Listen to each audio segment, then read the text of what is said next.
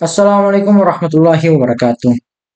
Para kelompok Ba'alwi semakin hari semakin tidak bisa kita tolerir saja tindakan-tindakan dan ungkapan-ungkapan mereka ini. Karena apa yang mereka lakukan ini memang selalu saja menyudutkan masyarakat pribumi. Seolah kita ini adalah orang yang paling hina di muka bumi ini. Ini tentu dengan pernyataan mereka-mereka ini. Seperti yang akan saya tampilkan dalam video ini, di mana katanya seorang syarifah itu tidak boleh menikah dengan orang-orang di luar Ba'alawi. Dan menikahi seorang syarifah itu bisa menimbulkan kemaksiatan. Kenapa dikatakan kemaksiatan? Karena katanya itu akan menyakiti kelompok Alawin. Dan menyakiti kelompok Alawin sama saja menyakiti Fatimah. Dan menyakiti Fatimah sama saja menyakiti Nabi Muhammad SAW. Sungguh sebuah pernyataan yang hanya akan diterima oleh orang-orang buntu dalam pemikirannya. Dan ini juga banyak diterima oleh masyarakat muhibbin yang terlanjur terdoktrin oleh kelompok-kelompok Ba'alwi ini. Kemudian ada juga pernyataan dari seorang syarifah yang mengatakan katanya, ketika seorang syarifah itu menikah dengan masyarakat biasa, masyarakat pribumi kita ini, maka itu menjadi aib. Memangnya kita masyarakat pribumi ini adalah apa? Sehingga dikatakan sebagai aib ketika kita berhubungan dengan kelompok-kelompok Ba'alwi. Jadi masyarakat Indonesia, masyarakat Muslim Indonesia, kalian harus sadar, kalian selama ini hanya dijadikan sebagai budak oleh kelompok-kelompok Ba'alwi, dijadikan budak di negeri sendiri. Kalian hanya dijadikan orang-orang yang diperuntukkan untuk mengisi kekosongan dompet mereka. Itu kelompok-kelompok Ba'alwi. Kalian hanya diadu domba antara sesama umat pribumi. Kemudian yang mengambil keuntungan adalah kelompok-kelompok Ba'alwi. Semua masyarakat pribumi harus sadar akan hal tersebut. Dan mari kita bersama-sama melawan kelompok-kelompok Ba'alwi. Kita rungkatkan mereka. Kalau perlu kita habisi mereka. Jadi untuk lebih lengkapnya mari kita simak videonya berikut ini.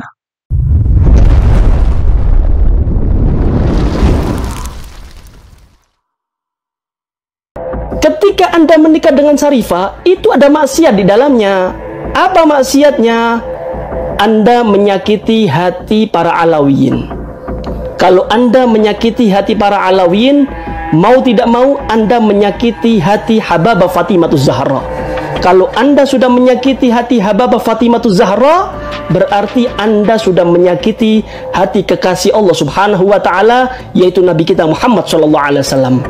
Adakah kemaksiatan yang lebih besar daripada menyakiti hati Nabi kita Muhammad SAW? Bila orang biasa menikahi syarifah, itu di dalamnya ada kemaksiatan. Kenapa begitu?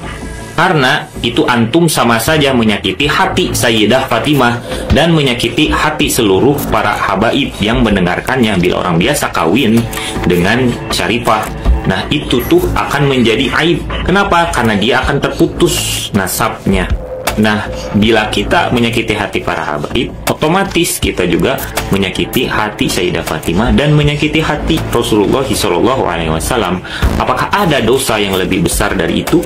Mufti Batavia yaitu Habib Usman bin Yahya berpendapat bahwa orang biasa yang menikahi syarifah maka hukumnya haram dan zina. Kemudian jika ada yang menikah, tidak. Kalau ada yang mengatakan itu menjadi zina, tidak dibenarkan. Zina, kif zina kabir. Kita menyifati seorang syarifah melakukan zina, tidak. Syarifah insya Allah terjaga, tidak. Kalau mengatakan pernikahan itu menjadi zina, itu yang tidak. Pernikahannya adalah sah sebagai pernikahan, akan tapi dia melanggar masalah kafa'ah.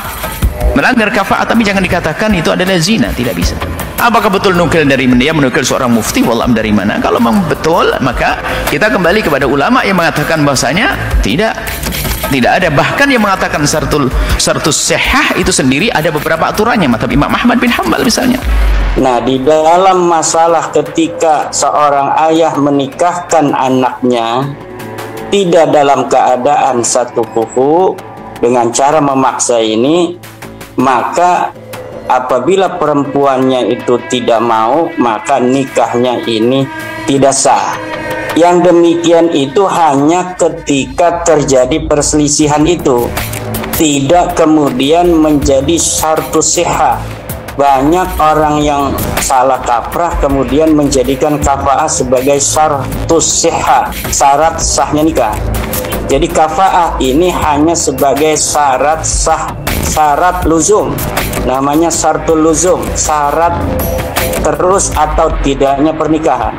Anda lihat sekarang syarifah-syarifah yang tidak taat kepada Rasulullah membuka aurat, sekarang sudah digandeng dengan orang lain. Tubuhnya yang dari daging Rasulullah, dari Fatimah Zahra, sekarang sudah dinikmati orang lain. Mereka tidak segan lagi, mereka tidak malu lagi, bahkan mereka bangga dengan kerusakannya. Masihkah kita masih belum sadar, ayyuhal habaib? Masihkah kerusakan ini kita biarkan dan sampai menimpa keluarga kita nantinya? Kita yang hidup ngeri, kita yang hidup merasa khawatir. Wakif Muhammad bin Abdullah fi barzakhin, wakif Fatimah Zahra. Saya ini juga syarifah lah ya hitungannya, karena fam saya Al-Jufri begitu ya. Akhirnya perjalanan hidup saya membawa akhirnya saya menikah dengan bukan sayyid. Yaitu ahwal begitu ya istilahnya yang saya sampaikan tadi. Ya memang pastinya memenuhi pertentangan ya, karena seperti diketahui pada umumnya di Indonesia ini syarifah itu harusnya menikah dengan sayyid begitu ya. Katanya sekufu, sekafah gitu atau sepadan, sederajat begitu ya. Zaman sekarang agak ya kita anggap bahwa keturunannya Nabi Muhammad ini cuma Habib saja, sedangkan Syarifah enggak. Sehingga kita berani kurang ajar dengan Syarifah, kita berani mengentengkan Syarifah, bahkan berani mengawini Syarifah. Gimana itu modal syafaat? Urusan kawin saja ada yang ribet. Dia maunya kan sama adiknya yang sekufu, sama kebarannya. Jadi konsep yang meributkan soal tidak boleh kawin, merasa lebih mulia daripada yang lain, lebih senior daripada yang lain, ini adalah konsep kabil. Nanti kalau kita baca silsilah Imam Syafi'i, salah satu keterangan mengatakan bahwa Imam Syafi'i itu ibunya adalah seorang yang bahasa sekarang syarifah, tapi ayahnya bukan. Sadar nggak ketika kita mengatakan haram seorang syarifah kawin dengan yang bukan sayyid, bukan habib, berarti kita sudah menganggap Imam Syafi'i telah berzina orang tuanya. Saya punya bukunya itu. Siapa yang kawin dengan yang bukan sayyid, bukan habib, maka dia sama dengan berzina. Wallahi, wallahi, ini adalah fatwa sebahagiannya pesanan dari Londo, saudara-saudara. Saya itu kawin syarifah, saya itu disuruh cerai saya. Oh, no sampai ada, usah masuk takbir. Gak boleh, Beb, ya. Saya itu syarifah kawin ambil orang supir, di Kalisat, ambil tukang parat, di Probolinggo. Syarifah kerakan kawin ambil supir truk, rame. Sedang kawin ambil kiai, rame. Syarifah itu tak angkat. Ono di lumpur, zaman kudu ceritamu kan ngoten nah. Tak lebokno ono di lemari. Lemari kocok, mutiara iki. Tak dadekno dadi mutiara. Ada teman saya itu mau ke luar negeri, mau pindah ya for good ke luar negeri, kemudian memberikan anjingnya ya. Pesan berkali-kali ya, ini anjing ras begitu ya. Dia tunjukkanlah sertifikatnya ya. Champion, keturunan champion begitu. Dia bangga sekali ya. Ya kalau kawin jangan dikawinin sama anjing kampung ya. Dia bolak-balik pesan ke saya yang ketawa saja. Terus ditunjukkanlah sertifikatnya. Ini sertifikatnya ini namanya Onyx Alexander anjing saya, Golden Retriever ya. Bagus. Besar, bulunya bagus begitu kan. Saya jadi merasa gimana ya, anjing aja ada sertifikatnya ini, wah harus keturunannya jelas ini, Golden Retriever, keturunan champion, apa rasnya itu sampai turun-turunannya ada loh di situ ya, di sertifikatnya itu. Makanya saya merasa tidak heran ya, bukan saya menyamakan ya, tapi kan banyak orang yang membanggakan sertifikat seperti itu ya, kayak dari Robitoh itu ada catatannya ini, kita cucu Rasul itu sampai turunan keberapa ada. Tapi menurut saya saat ini membanggakan sertifikat atau membanggakan gelar seperti itu sudah tidak relevan lagi ya. Kawin itu syarifah itu harus yang nasabnya juga tidak selesai, karena yang apa adalah tasabur. Kita jangan terjebak dengan masalah sah dan tidak sahnya pernikahan. Kalau kita terjebak dengan masalah itu, akhirnya kita menjadi orang yang tidak beradab. Dalam satu perkawinan, jangan terjebak dengan sah dan tidaknya. Awas, kita harus tahu ini pakai adat enggak? Ada nggak orang wanita yang pernah melakukan? Hanya kafah itu adalah syarat luzum, artinya jika seorang wali tidak merestui akan anak perempuannya menikah dengan tidak sekufu, kalau tidak maka pernikahan sang wali bisa menghalangi itu semuanya. Kalau ternyata dinikahkan oleh yang lainnya, misalnya wali hakim dan sebagainya, ternyata tidak sekufu, wali bisa membatalkannya karena syarat luzum. Tapi kalau ternyata walinya dari sisi keabsahan, kalau wali menjadi mengizinkan, babnya beda. Makanya syaratul luzum, bukan syaratul sihhati, bukan syarat yang menjadikan kalau tidak dipenuhi menjadi tidak sah, tidak syaratul luzum. Pernikahan pertama saya itu dengan Sayyid begitu ya, dan saya dikaruniai seorang putri, jadi saya sudah melahirkan Sarifah loh ini. Nah, tapi pernikahan itu ternyata ya tadi itulah, karena waktu itu terus terang saya menikah hanya pertimbangan nasab ya, karena di keluarga saya tidak boleh menikah kalau tidak dengan Sayyid. Jadi saat itu saya memutuskan menikah harus diakui bukan karena cinta atau merasa cocok, tapi karena wah ini susah ketemu Sayyid, mumpung Sayyid, jadi saya hanya menikah. 2 tahun saja, saya menikah 2001 dan saya bercerai 2003 begitu ya, karena memang dipaksakan, sehingga sampai 8 tahun ya saya baru menikah lagi, memutuskan menikah dengan Ahwal itu tahun 2011. Artinya saya 8 tahun menjanda begitu ya. Seorang Ahwal menikah dengan Sarifah maka tidak bisa dikatakan zina. Menyifati zina itu berat, nggak bisa begitu. Menyifati zina itu nggak gampang. Dia melanggar jelas, dia salah, dia wanita tersebut jalan, tapi tidak bisa dikatakan itu zina. Seperti itu. Jadi jangan mengatakan zina, nggak boleh, nggak gampang mengatakan zina. Bagaimana menyifati zina? Tidak, padahal dia pernikahan dengan saksi dan seterusnya. Kalau melanggar masalah kafa'ah, iya jelas, karena jelas dalam madhab kita kafa'ah itu diperhatikan. Di antara perkara-perkara yang harus diperhatikan di dalam pernikahan adalah al-kafa'ah, yaitu kesetaraan. Dan termasuk daripada kafa'ah yaitu an-nasab, setara di dalam nasab. Jika ada perempuan menikah dengan lelaki yang tidak setara di dalam nasab, maka menurut pendapat Abu Hanifah, Imam Syafi'i, Imam Ahmad bin Hambal, 3 madhab ini mengatakan tidak sah ketika ada Sarifah menikah dengan non sayyid, maka ini akan terjadi aib, cacat, dan aib ini akan dirasakan oleh seluruh Alawiyin yang mendengarkan, yang mengetahui tentang pemutusan nasab tersebut. Jadi agar tidak terjadi semua, agar kedua ini dijaga oleh Allah Subhanahu wa taala, jangan sampai aib ini terjadi dalam Alawiyin, jangan sampai keturunan Nabi Muhammad ini terputus, maka Alawiyin salaf kita memilih pendapat Imam Ahmad bin Hambal. Kalau ada Sarifah menikah dengan non sayyid, menurut Imam Ahmad bin Hambal, pendapat pertama tidak sah sama sekali, walaupun Sarifahnya ridho, walaupun walinya ridho. Yang kedua, ketika ada Sarifah menikah dengan non sayyid, ini bisa sah dengan 2 syarat: Sarifahnya ridho dan walinya Sarifah ini juga ridho. Wali yang jauh maupun yang dekat, mereka semua ridho. Artinya kalau ada lelaki yang mau menikah dengan Sarifah, selain dia mendapatkan ridho Sarifah, dia laki-laki tersebut harus mendapatkan ridho seluruh habaib, seluruh keturunan Hababah Fatimah Zahra yang ada di dunia. Harus ridho. Ini adalah perkara yang mustahil. Tentu saya menemui banyak pertentangan di keluarga saya ya ketika memutuskan untuk menikah dengan Ahwal ini ya. Bahkan kalau bisa saya hitung dengan jari, rasanya hanya 11 jari lah kalau di lingkungan saya. Saya asalnya kan dari Surabaya ya, Arab Surabaya. Di Surabaya itu rasanya sedikit sekali lah Sarifah yang menikah dengan Ahwal begitu ya. Maksud saya adalah di kalangan saya, di keluarga saya itu jarang sekali ya. Bahkan itu seperti aib begitu ya, menikah dengan Ahwal itu seperti aib begitu ya anggapannya.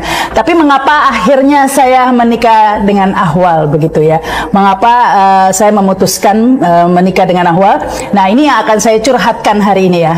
Untuk pendapat Imam Malik nggak apa-apa, pendapat Imam Abu Hanifah nggak apa-apa, pendapat Imam Ahmad nggak apa-apa. Pertanyaannya sekarang, apakah Imam Malik bisa terjadi Pak? Walaupun tidak apa. Imam Ahmad lalu terjadi Pak, Imam Abu Hanifah lalu terjadi Pak. Menurut fikih itu asal perempuannya tadi itu ridho dan wali sederajat itu ridho, maka itu hukumnya sah. Oke, itu nggak pakai ilmu hajat kali terjadi Pak. Imam Nawawi kan juga terjadi Pak. Ustaz baru muncul dari kampung soal fikih berani dari dengan Sarifah. Dengan bawa dalil, mana ada kamu, guru-guru kamu nggak pernah begitu, imam-imam kamu nggak pernah begitu.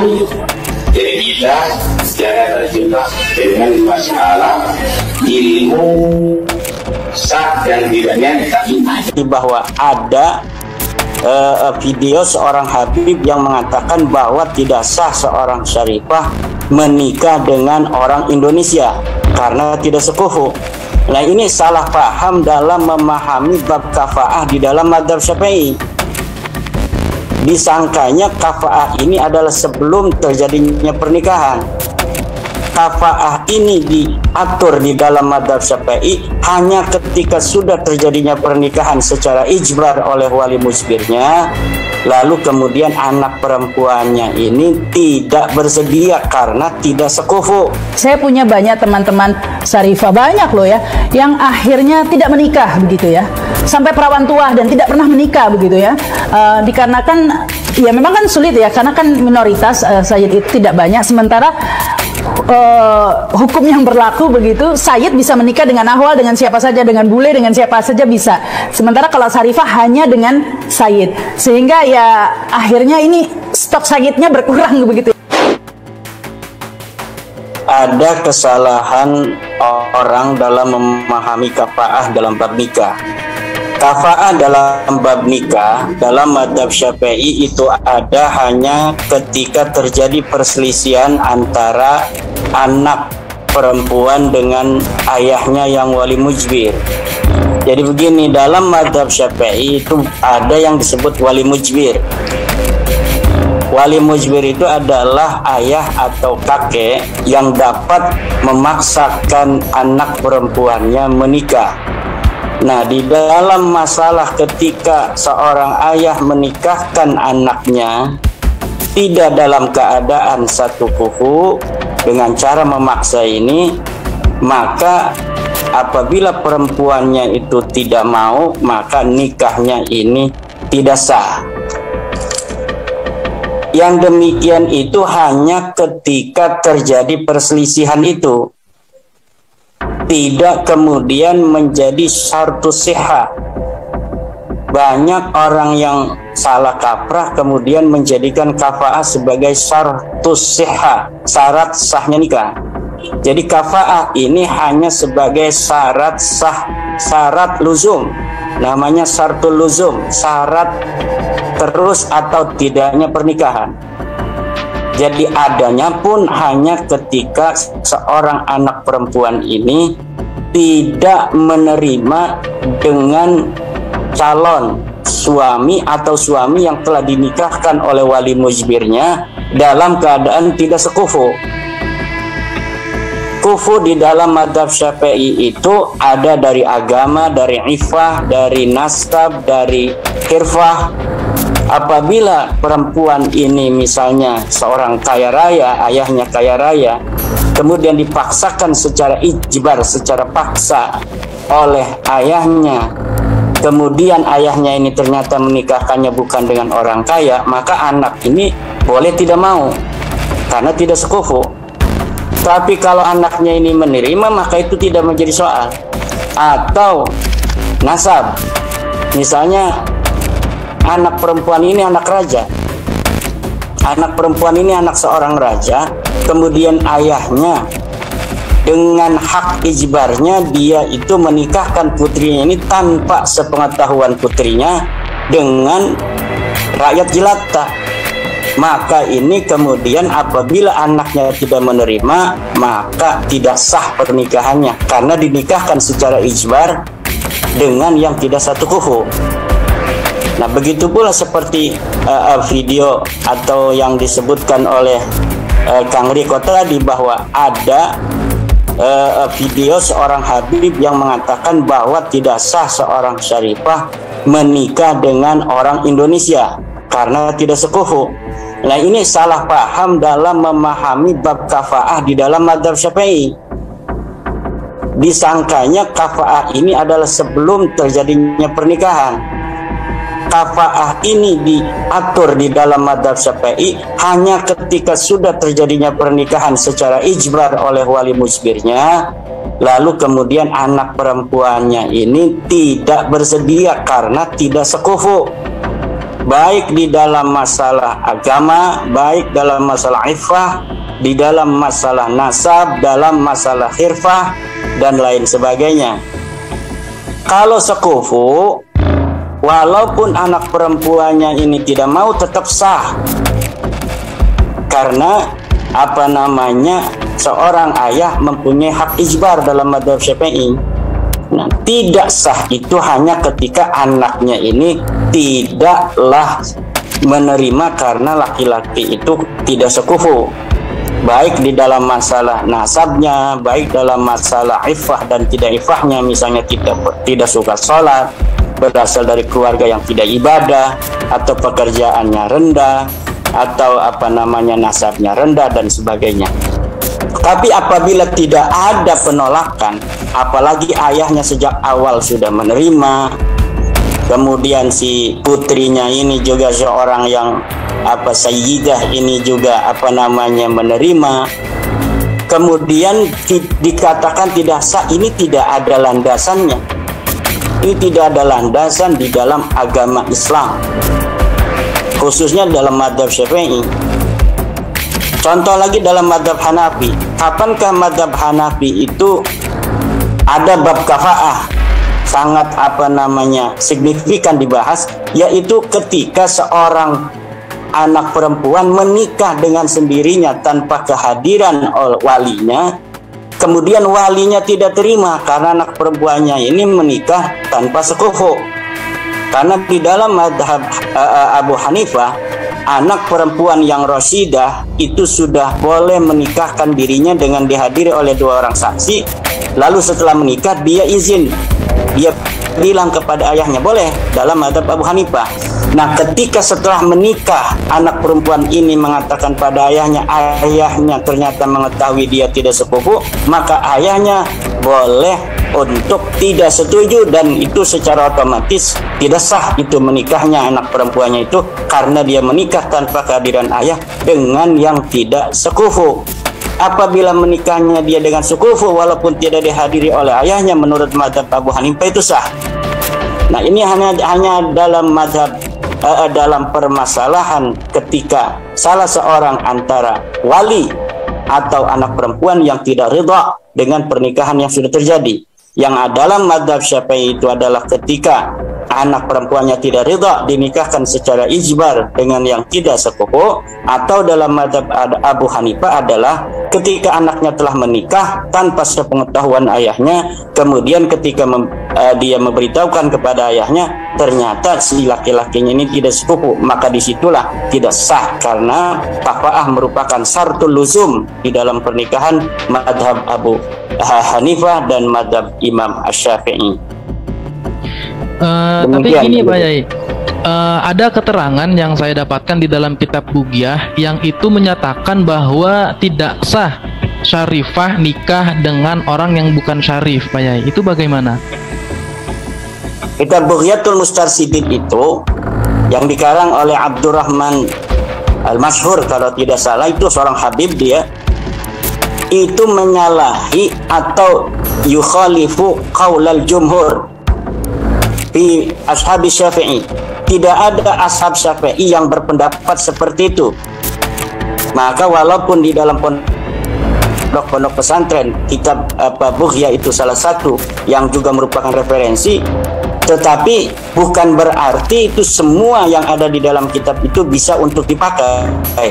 Apabila pilihan masalah dalam Bughyah itu yukhaliful jumhur fi ashabi Syafi'i, maka itu bisa diabaikan, termasuk di dalam masalah bab kafaah yang disebutkan oleh Syekh Abdurrahman Al-Masyhur itu, bahwa seorang syarifah tidak sah menikah dengan seorang yang bukan syarif, yang bukan turunan Nabi. Itu menyalahi jumhur ulama Syafi'i, dan kaul itu bisa disebut dengan kaul syad, la yu'tamad wa la yuhtajju bih, tidak bisa dijadikan hujjah. Kaul yang menyalahi jumhur ashab Syafi'i. Ya, jadi Ada juga yang menyatakan bahwa ini bukan masalah sah dan tidak sah. Ini masalah adab. Masalah adab jangan dibawa-bawa dalam masalah hukum. Beradab, kadang-kadang kita juga pernah mendengar ada orang-orang yang sudah menikah.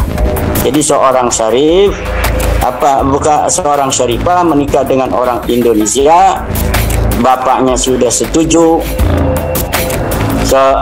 perempuannya ini setuju. Setelah menikah dipermasalahkan oleh habib-habib yang lain, berlandaskan pendapat dari Syekh Abdurrahman Al-Masfur ini dalam kitab Bughiyah.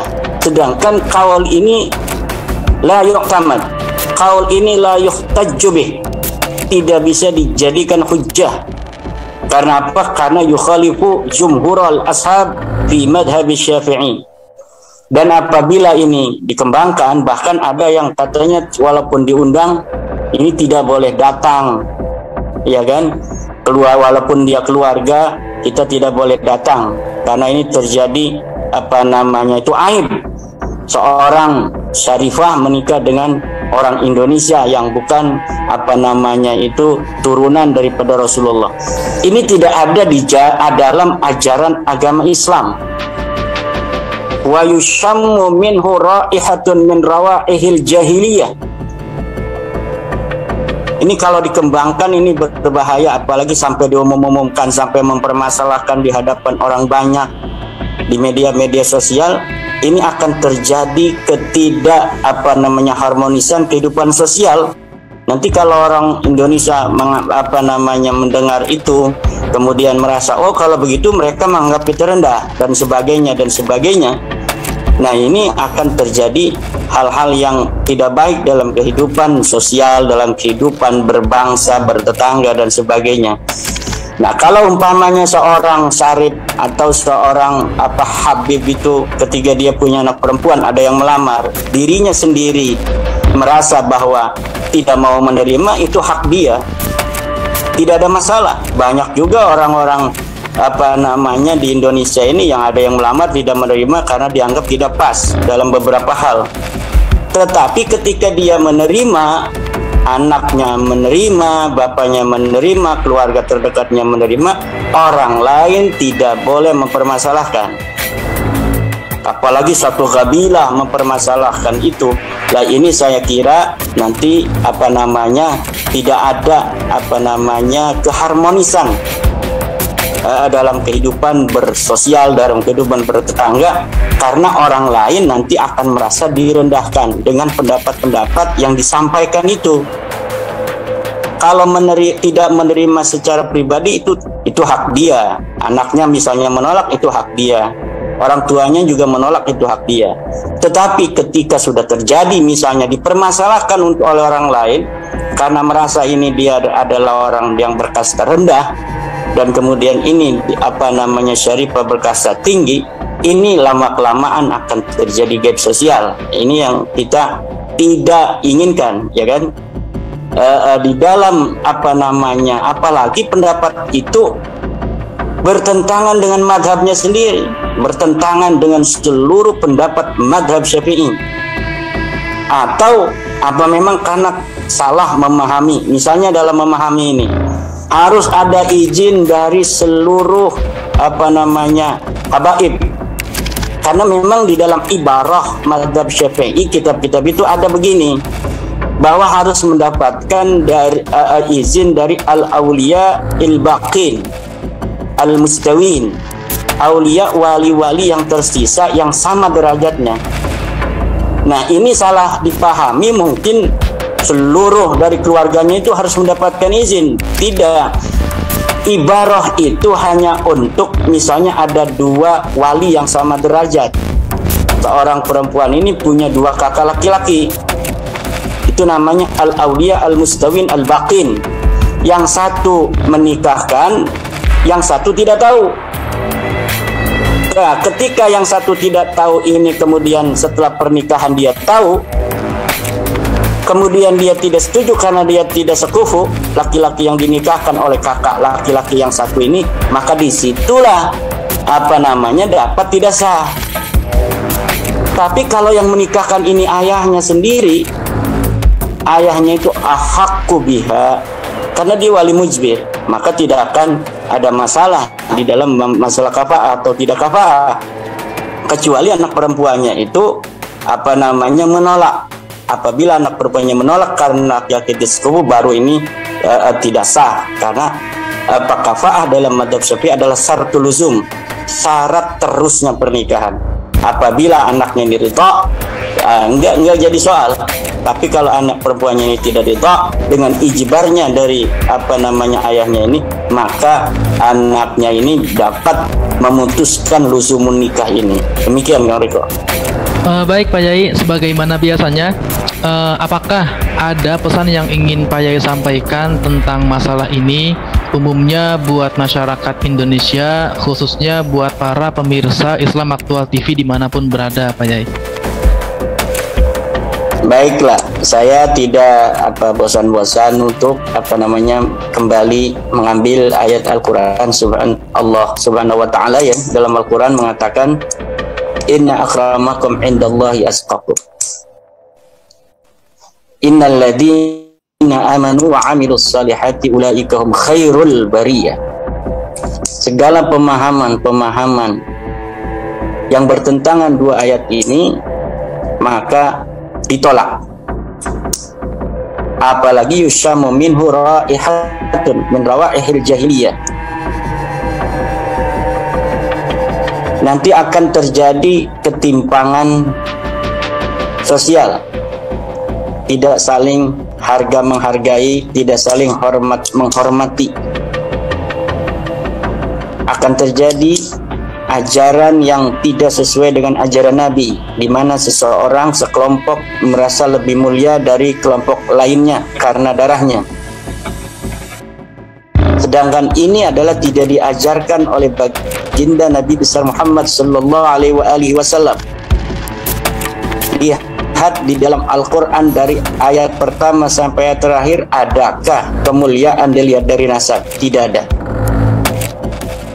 Hadis-hadis Nabi dari berbagai macam kitab-kitab hadis, lihat apakah ada kemuliaan yang diajarkan oleh ajaran universalisme Islam itu, bahwa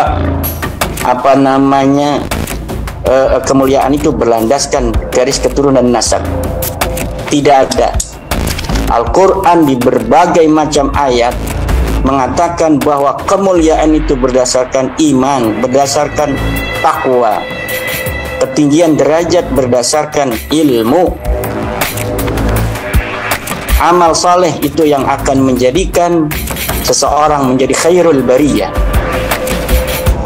Setiap ajaran dan pemahaman yang berbeda dengan itu maka ditolak dan mardud dari ajaran Islam. Dan inilah ajaran baginda Nabi besar Muhammad sallallahu alaihi wasallam, ajaran Islam. Di Jawa dulu juga begitu. Orang-orang turunan raja tidak mau menikahkan anak-anak perempuannya dengan laki-laki dari rakyat jelata. Di Banten juga sama. Orang-orang Banten merasa keturunan Rasul, turunan raja, tidak mau menikahkan putrinya dengan keturunan biasa. Ini sudah dihapus oleh ajaran Islam, bahwa derajat manusia di depan Allah Subhanahu wa Ta'ala adalah sama.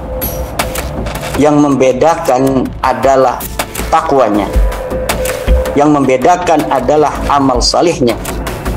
Siapa orang yang mau bekerja keras untuk mendapatkan ilmu, maka dia tinggi derajatnya. Yarfa'illahu alladhina amanu minkum waladina utul ilma darajat.